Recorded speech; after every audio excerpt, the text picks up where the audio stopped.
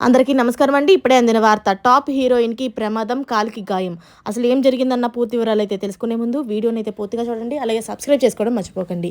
చాలామంది అయితే వీడియోని చూస్తున్నారు కానీ సబ్స్క్రైబ్ చేసుకోవడం మర్చిపోతున్నారు. దయచేసి సబ్స్క్రైబ్ చేసుకోండి.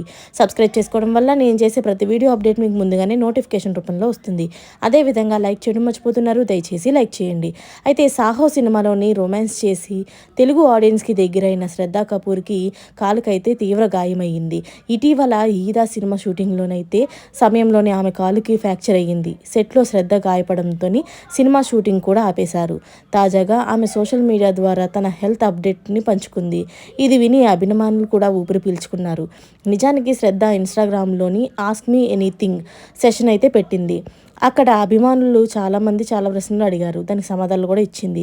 ఈ సమయంలో ఒక అభిమాని ఆమె కాలి గాయం గురించి అప్డేట్ అడిగాడు. దానికి శ్రద్ధ ఒక వీడియో అయితే షేర్ చేసింది. అందులో ఆమె కాలికి ప్లాస్టర్ అయితే కట్టి కనిపిస్తుంది. దాన్ని షేర్ చేస్తూ టర్మినేటర్లా తిరుగుతున్నాను అని అలాగే చెప్పుకొచ్చింది. అంతేకాకుండాను మజిల్ టియర్ అయింది, తగ్గిపోతుంది, కొంచెం విశ్రాంతి తీసుకోవాలి, కానీ నేను పూర్తిగా కోలుకుంటాను అని రాసింది.